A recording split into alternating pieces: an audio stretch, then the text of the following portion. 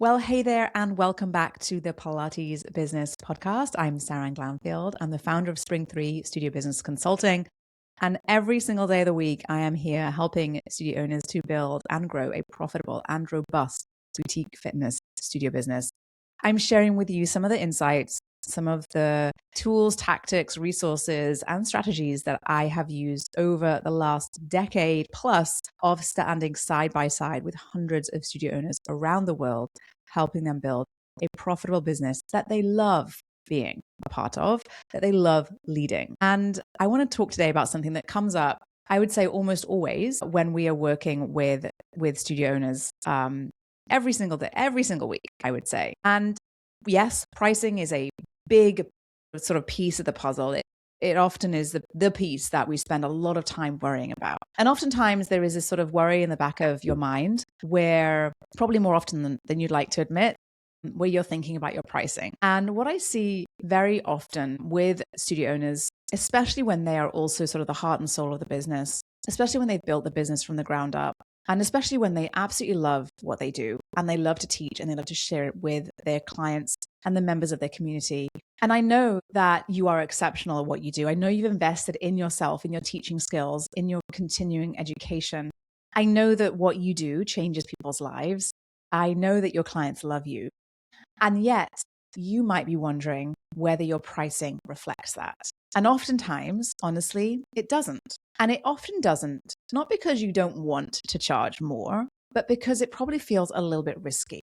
It probably feels like that one decision could mean that you destroy everything that you've worked so incredibly hard to build. And we're also often working up against how do you navigate that within the framework and the context of the relationships that you've built, right? You don't want your clients to question your value. So it's actually easier to keep your pricing low or keep it where it is or to not change it. And so you perhaps stay where you are with your pricing, and perhaps you're staying underpriced, and perhaps you compensate that by working more. And yet you sit there and you watch other studios come along and open up and charge more than you and wonder how it's possible that they can, honestly, get away with that, right? When here you are working more classes, more hours, putting more into your business, worrying more about what's next. And this is leading you to sort of perhaps a feeling of, this is not really what I signed up for. And I think that there is a deeper issue here. There's often a lot of deeper issues here when it comes to pricing and money in studio business and teaching. And I think that a lot of folks often think it's just about numbers, right? But it's not. Pricing is a really powerful marketing tool. And it is about positioning, it's about perception, it's about experience, and there's a lot in there. And I think until you get really clear about a lot of those pieces, pricing and raising pricing will always feel scary. So I want to walk you through some of the things that might help you to raise your prices in a way that actually strengthens your business, and some of the things that you might want to avoid if you want to keep your clients for the foreseeable future, at least, right? And I think the first thing was that we want to stop thinking about price increase. People come to me and they say, I know I need to raise my prices. And I say, yes, perhaps you do, but it's not just this sort of blanket raise everything by X. That's the other question I get asked a lot is, how much should I raise my prices by? What's the general number? And the reality is there is no general number. It's to do with your business and a lot to do with what those things I just mentioned about positioning and perception and experience. And there's a lot of other pieces to it. So there is not sort of a generic one size fits all, you must increase your pricing by this across the board every single year.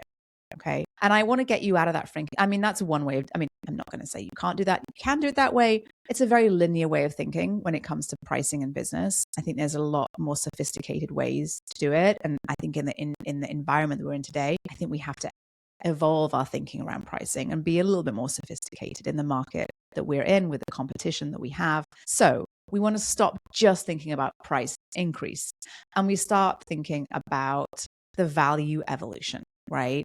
And I think that a lot of times we think it's just like this flip of a switch, where like one day your classes are $25 and the next day they're $30, and then we just sort of like close our eyes and hope for the best, right?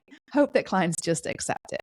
And I think that from a client's perspective, when they see a price increase, a lot of the way that the perception they have is either that nothing has changed, the same class, same experience, but just a higher price, right? And that's often where we often see resistance. And things may have changed, but they may not have noticed. And I think that we have to be really careful about how we communicate with our clients.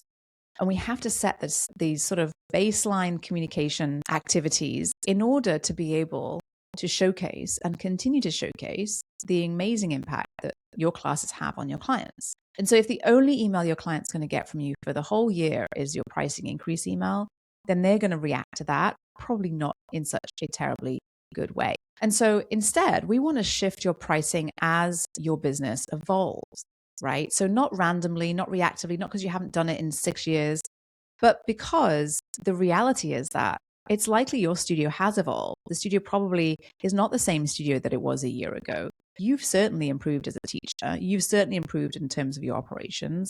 Your coaching, your training and your coaching of your team is probably a little bit sharper, a little bit stronger. You probably invested a little bit more in your community. Perhaps you've invested in your equipment, in the studio itself. And the whole experience probably has evolved, right? Because we can't typically just stay stagnant in our business. And that's why I say that. So we see that your business is evolving, and we see that perhaps your pricing should evolve with that evolution as well. And so instead of sort of beginning with how much do I raise my prices by, we want to think about, okay, well, how has my business evolved? How does my business impact my clients? How has that shifted over time as well? And does my pricing today reflect that evolution? And then we start to see that this is actually quite a different conversation. And you're starting to root this price change into something that is deeper than just a number. And it should be deeper than a number, because then you're going to tap into some of these other pieces that are actually going to make a pricing increase successful. Now, the other part of this is we often make this assumption that if I raise my prices, my clients won't be able to afford it. So I want to dive into this a little bit because there's a lot to unpack here. Now, first of all, we do also, what we've seen at Spring 3 time after time, year after year, is that your most loyal clients, the ones who show up consistently, the ones who love your classes, who feel a part of your community, they're not there because you're the cheapest option. They're there because of how your studio makes them feel. That connection they have, the expertise they get, the safety they feel by being taught by teachers just like you, the consistency they feel in the way that you teach, and the progress they've made and the results they've gotten. And so what happens often is that when you underprice your services, you unintentionally create this mismatch, because those highest value clients, the ones that you love the most, aren't just sort of looking for the cheapest option.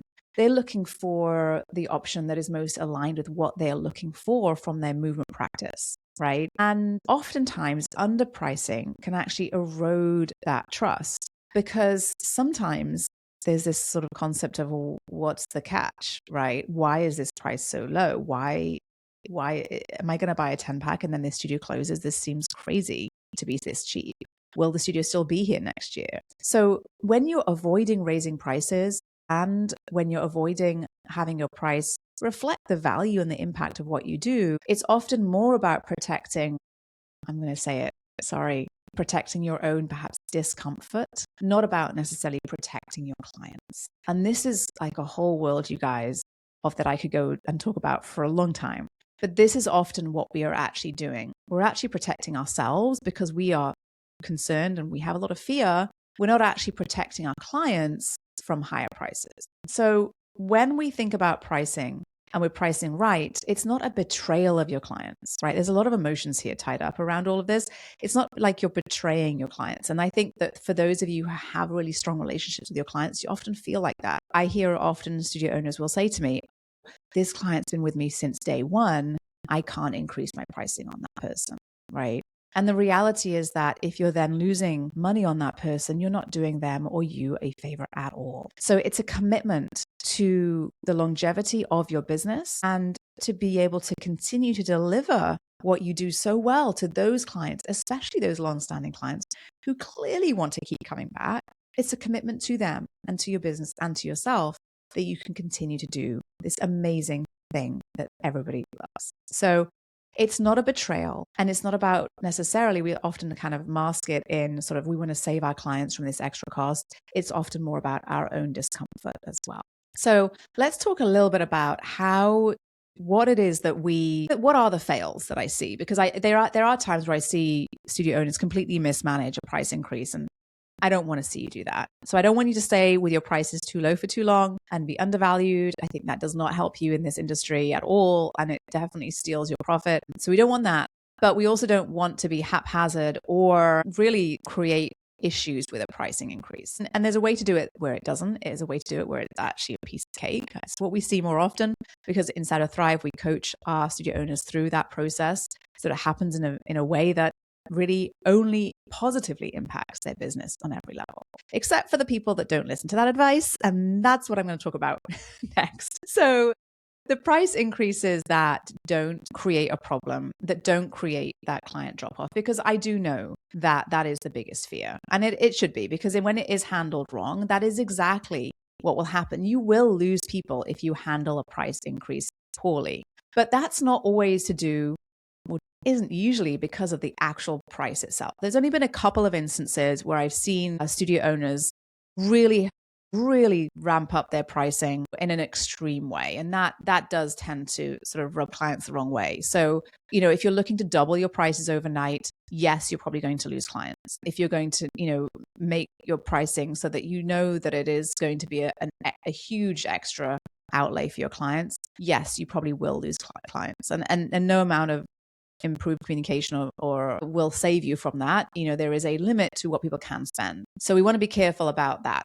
And when I say careful, I mean, yes, when you're increasing incrementally each year, you're usually in a good spot. Generally what I see that, we're thoughtful about that. But it's when we see price increases of 100% that we see there's a big problem. Otherwise, it's not typically because of the price point or the price itself that people leave.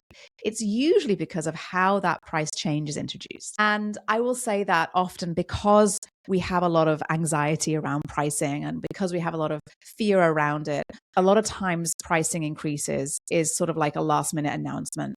There's no context, there's no narrative, there's no sort of like leadership or positioning conversation. And so clients are left to sort of fill in the gaps for themselves. And that's where that friction happens. The most robust, strongest businesses will do it differently, and they'll bring their clients along for the journey, and they'll anchor that price and that price change in the evolution and the growth of their experience and the experience that they get in the studio, in the results, in the improvements, and in the what's next. And so they'll create this understanding as they're creating this change, right? Because the reality of scaling a studio is that as your business grows, there is a little bit more complexity in terms of more clients, a few more moving parts, a few more teachers, but also a wider degree of expectations. And so without very intentional communication and leadership around things and really everything in the business, but especially when it comes to pricing, even the most positive of changes can feel disruptive. So the question isn't, will clients leave if I raise prices? The better question is, have I shown them why this change makes sense? Have I led them to an understanding about why this change is an obvious and logical step for me as a business owner, as a business, to lead my business forward? And that is truly the difference between what will protect your client base and make sure that you always have those people in your business and having a drop off of clients. So what protects retention is intentional communication. So it's not just about numbers. It's not just about revenue. It's not just about profit. This is, again, one of those evolutions that you make as a business owner, because staying underpriced truly has its consequences on your business. Typically, if you're staying underpriced, you're usually also teaching many of the classes yourself because you're not building in a margin that allows you to hire. And so you're teaching too many classes, you delay hiring, you avoid investing in those systems, and you stay very, very stuck in the day-to-day. And over time, you can't scale coming from that place. Your business will be very challenging to grow. It won't be easier at all. And we've seen this happen a lot already across the industry. We've got studios that have filled their classes and now hitting those new kind of constraints that are holding them back. They're at capacity limits. They have a strain on the leadership, on the owner of the business. And there is a little bit more complexity from an operations perspective. And if the pricing doesn't evolve alongside that, we see two things happen. We see growth stalling, and we also see from a revenue perspective, for sure, but also we see growth stalling because we're not building in capacity into your business. And so we are creating more chaos and we're creating more overwhelm, and we're not really designing our business for growth. So raising your pricing, honestly, isn't just about making more money. It's about building a business that can actually support its own next level. So the question becomes, are you pricing for where your business is today, or maybe even was last year? Or are you priced for what is coming next? Okay. So let's bring this all together. I want to talk, I mean, we could talk about this for hours, you guys, hours and hours. And I think it's important to talk about it, honestly, because this is something that comes up. And even though you may tackle this once, I would say that, when we come to having a conversation about pricing in every business that we work with inside of Thrive, there are lots of questions, and it's important to raise those questions, to ask them, and to ask them to someone who has context for all of these different moving pieces that makes your business and that pricing successful. So raising your pricing without losing clients isn't about finding the perfect tactic. You'll hear a lot of, throwaway comments and random, ideas from a lot of people. Like, just raise your prices is another common one. Like, it's not the solve. It is not the problem solve. Raising your pricing without losing clients isn't about finding the perfect pricing tactic, but it does come down to sort of three very fundamental shifts. One is that your pricing has to reflect your value and your changing value, not just these random increases. Second, remember, your best clients, they're not looking for the cheapest in town, but they are looking for a studio that is aligned with what they need. And I think the clarity that you can offer around what you deliver in your studio, and the more that you are able to refine your communication around that, the easier your pricing will always be. Okay? I should say your pricing conversations will always be. And then third, price increases in and of themselves does not make you lose clients, unless, of course, that caveat I mentioned of like multiplying your pricing, increasing your pricing by 100% or 3 times, right? That you will see people drop off in that scenario. But typically, if you're sensible with the level of increase, pricing increase in of itself does not create the churn. But what does create the churn is if you as the leader are unable to really communicate that in a way that is sophisticated and smart and leveling with your clients. Because underneath all of this, pricing really is about your leadership and the way that you see your business, your role in it, and the role of money in your business. And all of that really determines how you show up, how you grow, and how robust and how sustainable your business actually is. Because if you're overworked, underpaid, and stuck in the weeds, then honestly, it's not always just about the pricing, and increasing your pricing might not fix the problem. It's often to do with the way that you've designed the business. And that's exactly the kind of thing that we work on inside of Thrive. So we help studio owners just like you build that business that is not only profitable, but also highly sustainable, where your pricing, your systems, your team, your marketing, and of course, your role all work really closely together so you can grow your income, work as much or even as little as you like, and really enjoy the business that you have built. So if you're ready for that, then you can learn more at spring3.com/thrive. And that's exactly where you can go to book a quick discovery call to learn a bit more about exactly how you can get started inside of Thrive today and what strategies and tools and resources we will help you to use and implement in order to build the business the way that you want. I hope this episode was helpful to you as you go about building your boutique fitness studio business. If it was, I'd love it if you could go to wherever you're listening to this and rate and review the podcast. And I will catch you again next week.